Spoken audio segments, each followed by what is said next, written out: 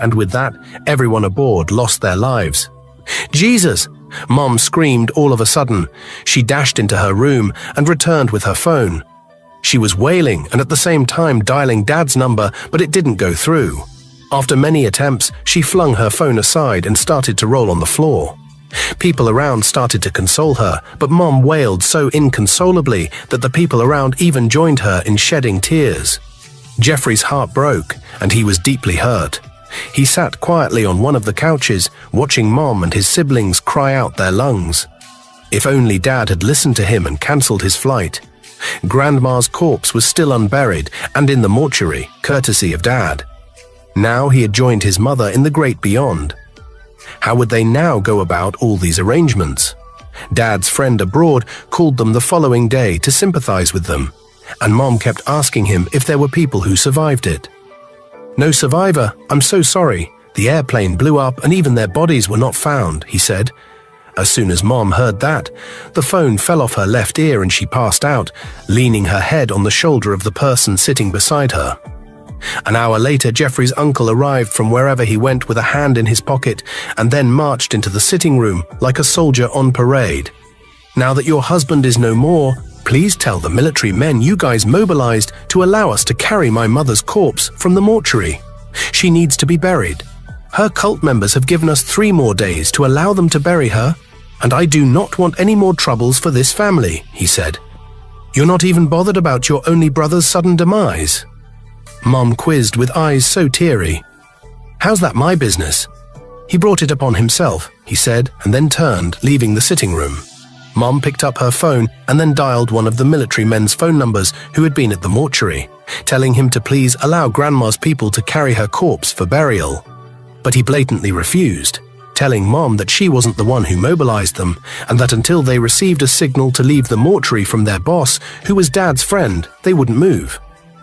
Mom paused without uttering any more words, ended the call, and then called Dad's friend who was their boss. "I am sorry, madam. I'm aware of the situation on the ground. When you fix a date for your husband's funeral, let me know. But I can't tell my men to vacate the premises of the mortuary just yet, until I'm very sure that your husband is no more," he said. "He is no more. Even his friend abroad confirmed that he was aboard the plane, and his lines are not going through. What other confirmation do you need? Please, sir, allow them to carry their corpse. We are already facing enough troubles here," Mom pleaded. "I'm sorry, madam. I'm only doing my job," he said, and then hung up. Mom turned, locking stares with Jeffrey. Her eyes already looked so tired from crying. Jeffrey bowed his head, and for the first time since Dad died, he dropped a tear. His uncle came into the living room again, and then stood before Mom. "How far?" "Have you called them?" he queried, and Mom nodded. "So what's going on?" "What did they say?" Mom raised her head and then heaved a sigh. "They said, their boss said that he needs to be sure that my husband is no more before calling back his men, and that when we fix a date for my husband's funeral, we should let him know," she said. His uncle looked at her and then nodded his head. "That's not a problem. The funeral service and that of Mama will be in 3 days. Please call him back and tell him that. We have no time to waste," he said. "What? Are you this mean?" Mom queried in a thunderous tone, but Jeffrey's uncle turned and left without a word. What now happens to Auntie Ibinabo's trapped ghost? Jeffrey asked himself. He got up to go into his room to at least rest his head a little. He was so exhausted from all the happenings around him. He walked down the passage with a hand rubbing his eyes. As soon as he passed by Grandma's door, he turned and looked at it, and lo and behold, he saw the door opened halfway with the key stuck in the keyhole. He approached it and then peeped inside but saw no one. "Hello, is anybody in?" he asked, but heard no response. He turned and looked left and right, and then sneaked into the room. He quietly shut the door behind him, approached the mirror, and then uncovered it. His heart skipped as soon as he did. "Oh, Jeffrey, you came back," said Auntie Ibinabo's ghost with a grin. The ghost stood there looking so exhausted. Jeffrey also noticed that the front of the cloth she was wearing was so wet. He raised his hand and then pointed toward the wetness. What happened?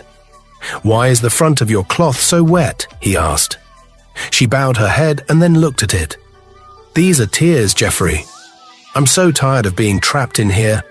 I need to be free. I need to rest in peace, she said in a pitiful tone. What? Jeffrey exclaimed, and tears immediately welled up in his eyes.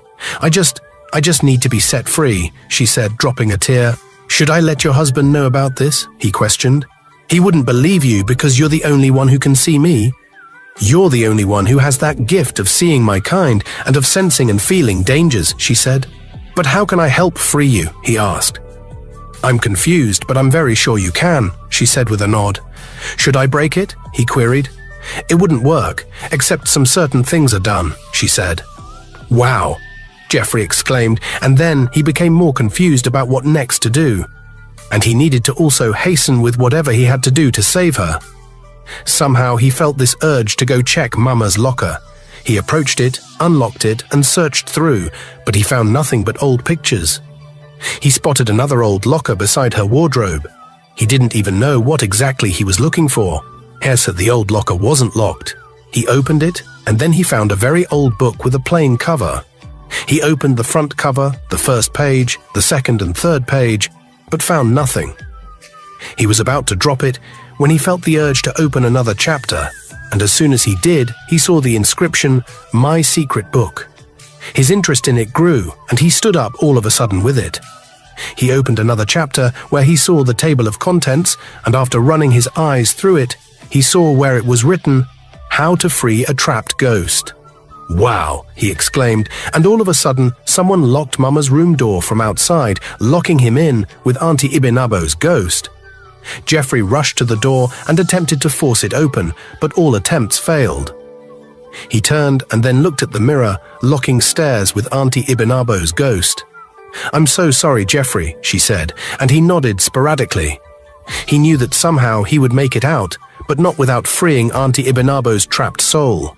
He opened the book in his hand, and then he opened the chapter which described how to free a trapped soul. He needed 7 seeds of alligator pepper, 7 bitter cola, and 7 white collar nuts for the process. He would back the mirror after chewing the seeds of alligator pepper and then put the bitter cola and collar nut in a basin of water. He would stand in the basin with the book in his hand, make some incantations in the book, and the trapped soul in the mirror would be freed. Of course, he needed to go out and get those things. If at all he wanted her soul freed. But how would he when the door was now locked by God knows who? Did you find anything? Auntie Ibinabo's ghost questioned.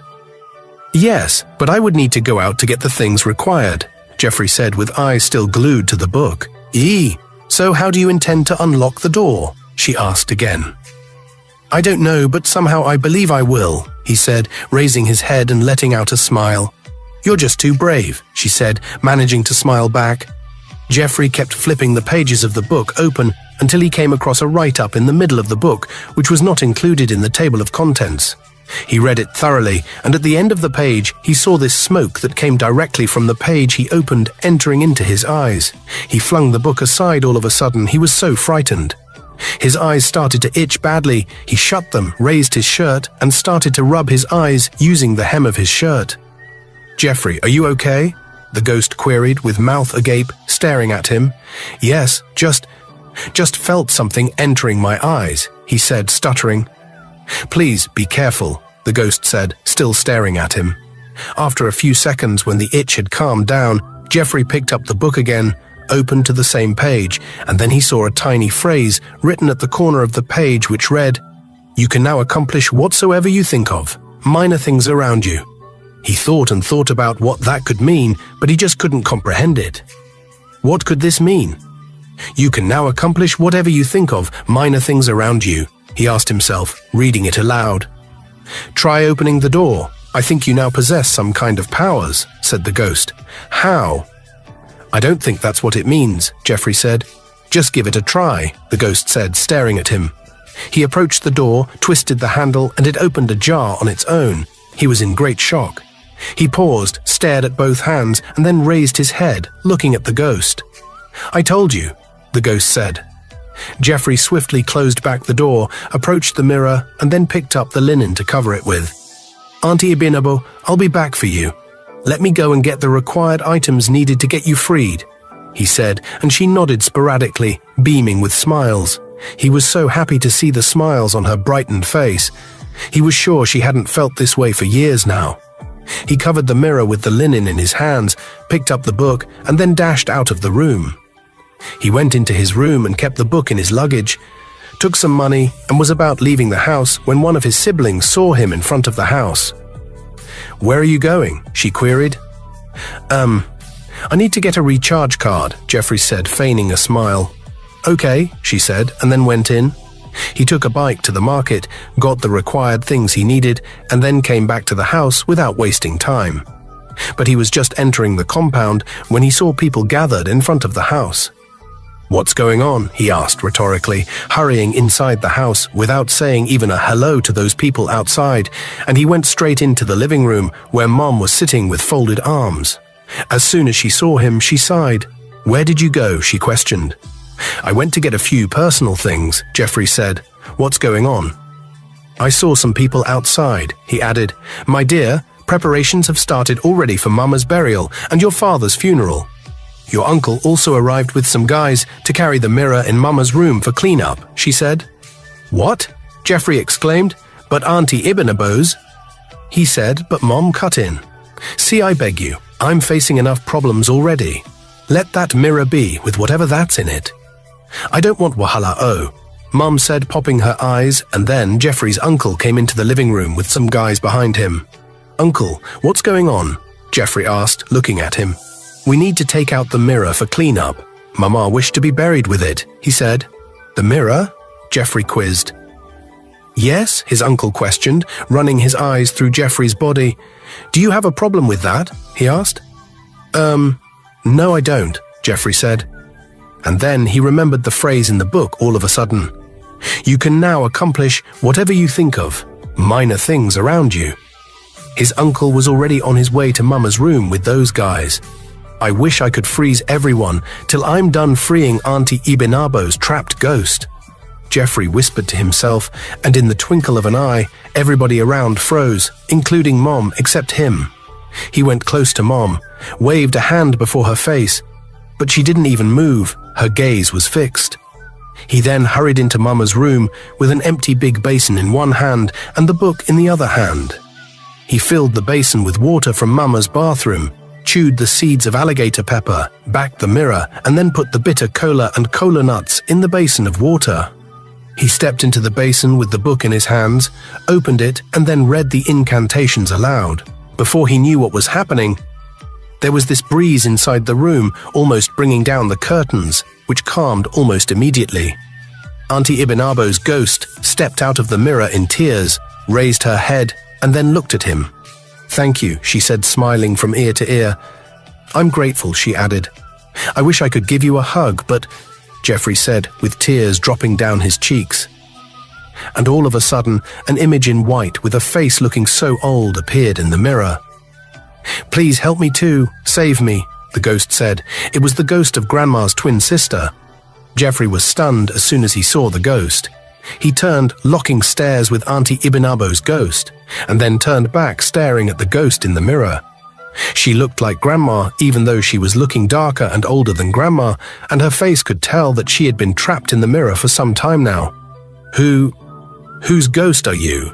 Jeffrey quizzed with eyes still glued to it. "I am Dorothy, your Grandma's twin sister," she said in a shaky and pitiful tone. "Grandma's twin? I don't understand.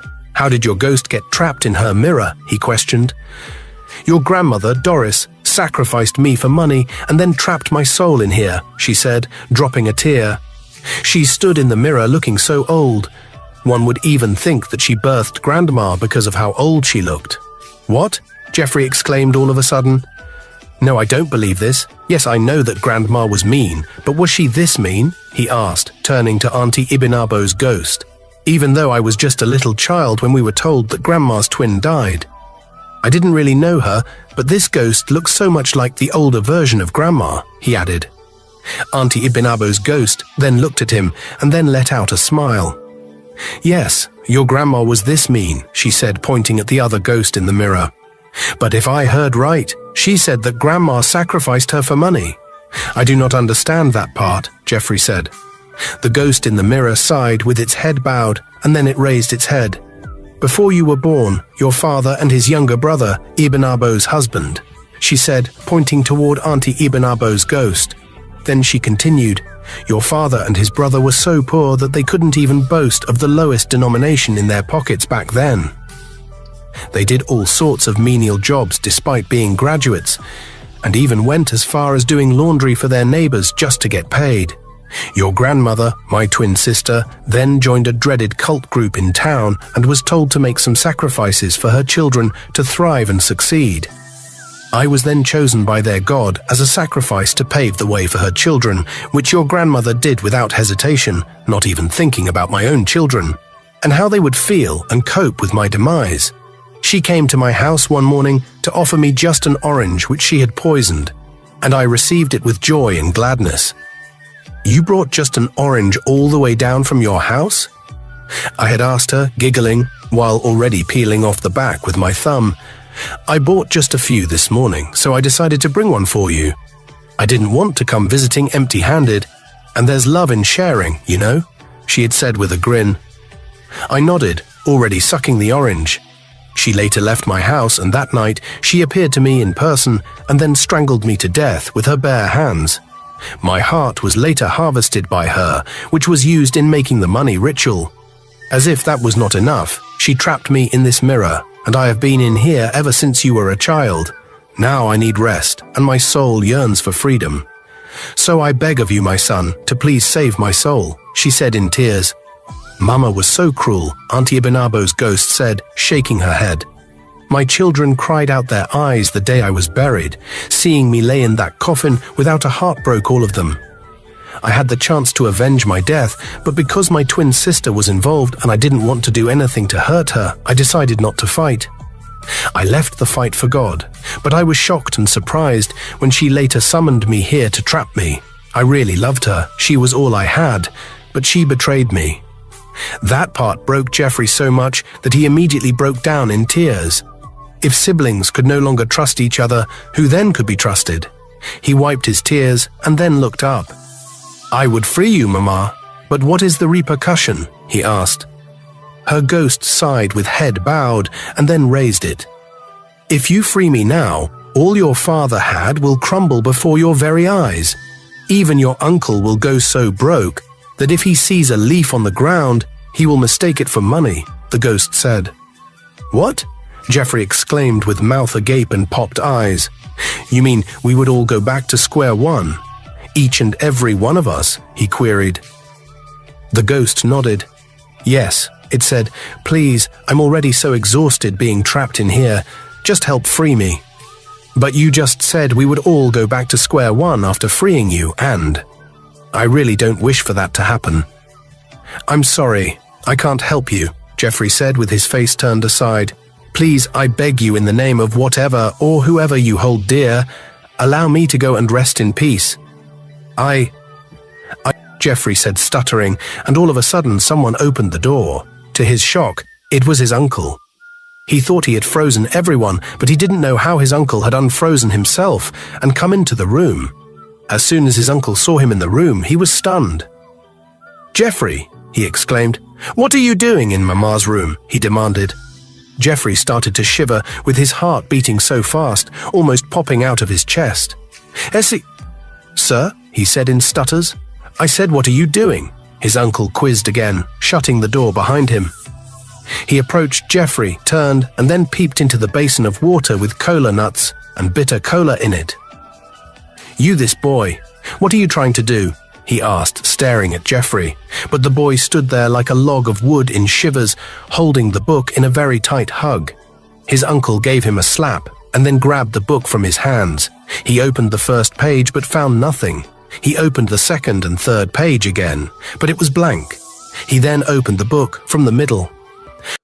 Auntie Ibn Abo's ghost stood there with mouth agape, and was even more worried for Jeffrey as it was written all over her face. And Grandma's twin's ghost. She paused, standing in the mirror with eyes popped open, staring at Jeffrey's uncle. But Jeffrey was the only one who was seeing both of them. His uncle did not. "What? You're summoning my mother's ghost?" his uncle exclaimed, with the book stretched forth. "No, I wasn't. I can explain. I was..." Jeffrey said. But his uncle cut him off and then landed another thunderous slap on his face. Auntie Abinabo's ghost tried grabbing his hand, but she was just catching nothing but air. So your mother sent you here to do this, right? Because I'm very sure that you didn't do this on your own. What exactly are you summoning my mother for? His uncle quizzed again, and when Jeffrey didn't answer, he started to beat him up and then grabbed one of his earlobes. He dragged Jeffrey out of the room with it into the living room. He pushed him aside as soon as they arrived in the living room, and then Jeffrey fell on his mom. He was wailing. Jeffrey's mom stood up all of a sudden and then grabbed his uncle's shirt by the neck. His cousins and siblings rushed into the living room to see what the noise was all about, and as soon as they saw Jeffrey, their jaws dropped. "What is it? What did my son do?" she said, screaming at the top of her voice. But Jeffrey's uncle ignored her, brought out his phone, and then called the police station. "I say, what did my son do? Why are you calling the police on him? What did he do?" Jeffrey's mom queried at the top of her voice again, pushing his uncle backward and almost tearing his shirt, and then burst into tears. "What did he do now? Talk to us," the people around echoed. "See this book. I found it with this useless son of yours. With a basin of water, with cola nuts and bitter cola in it. In my mother's room, trying to summon my mother's ghost," he said. "What?" Everyone exclaimed again, with gazes fixed on Jeffrey. "What? Jeffrey, I hope it's not what I'm thinking," his mom said, staring at him. Jeffrey started to sob and then managed to let out a few words. It is," he said. "Hey!" everyone exclaimed with hands on their heads. "No, please, that's not what I meant," his mom said amidst sobs, but nobody cared to listen to her. They all turned to each other and started to whisper to each other in murmurs. "You must tell the police what you were trying to do in my mother's room." Jeffrey's uncle raged. Jeffrey was still sitting on the floor in tears, with a hand placed on one of his cheeks. Before he knew what was happening, a police van drove into the compound.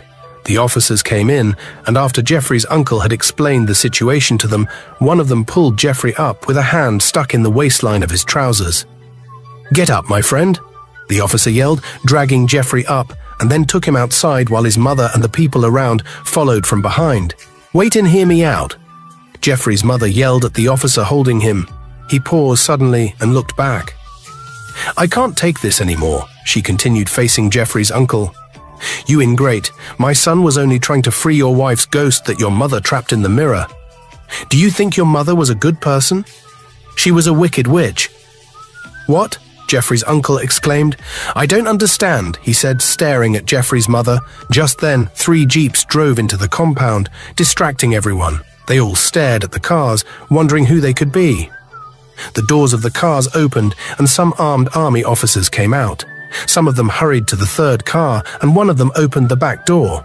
It was Jeffrey's father's friend, a top army officer.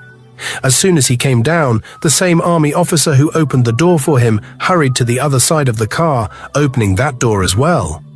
To everyone's surprise, Jeffrey's father stepped out. As soon as everyone saw him, except for the police officers, they fled, including Jeffrey's mother and uncle. But Jeffrey wasn't scared at all. He was just so glad that his father had come back. He stood there smiling, while the police officer still held onto his trousers in a tight grip. Jeffrey's father approached them with the army officers following behind. He was limping, his legs looking okay except for a fracture on one of them. "What's going on here?" he queried, staring at Jeffrey and then at the officer behind him, but the officer said nothing. "My friend, what's going on? Why are you holding my son like that?" he raged. Jeffrey's mother slowly walked back to him. "Is that truly you?" she asked, touching his shirt. "It's me," he replied, and she grabbed him, hugging him tightly. Then the people who had fled started reappearing one after the other, including Jeffrey's uncle. "Will someone tell me what's going on?" Jeffrey's father fumed. Jeffrey looked at him and explained everything. "What?" his father exclaimed, and then asked that the mirror be brought out. It was brought out, but no one saw anything except Jeffrey. Jeffrey's uncle stood there with his mouth agape, trying to comprehend all that was happening. Jeffrey then told them that his grandmother's twin was still trapped in the mirror. "Bring her out," his father said. "What?" Jeffrey exclaimed. "No, he can't," his uncle yelled suddenly. "Shut up, you fool," Jeffrey's father exclaimed, shunning him. "What if I had died?" "You would have treated my family however you like," he added, and Jeffrey's uncle bowed his head in shame. Jeffrey's father continued, "I was on my way to catch the flight back to Nigeria the day it crashed.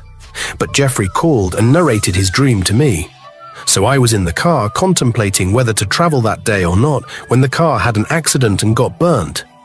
But the driver and I managed to escape before it caught fire, leaving my phone and my bag behind." "Ah!" everyone exclaimed. "You see, when we were still very poor, my mother brought a heart of whatever it was on a plate and asked me to eat it, but I refused. I don't know why, but I didn't feel like eating it. Mama raged in anger, even threatened me with all sorts, but I refused to eat it. However, my younger brother here did," Jeffrey's father said, pointing towards his uncle, who still stood there with a bowed head. "So my wealth is from God. I hustled my way out of poverty," he added. Everyone around started to murmur again. The mirror was brought out, and then Jeffrey freed his grandmother's twin's ghost. "No!" his uncle screamed suddenly, with his eyes popped open. "Thank you. Now I can rest," the ghost said with a smile. "Tell your uncle that I'm disappointed in him. And to my children, I love them so much, and I wish them a longer life. Good night, Jeffrey. Thank you," Auntie Ibinabo's ghost said, waving at Jeffrey. And then it disappeared alongside the other ghost. Grandmother was buried by her cult group, of course, with her mirror. As for Jeffrey's uncle, everything he had crumbled. Even though Jeffrey's father gave him a huge sum of money to start all over, the money mysteriously disappeared from his account. He gave him another, and the same thing happened. Jeffrey's father started to give his children money instead. And they all did well, except for their father, who had taken to drinking. A few years later, Jeffrey's father passed away, having willed all of his property to Jeffrey. The end. Thank you for watching. If you like this story, then please drop a comment. We love you.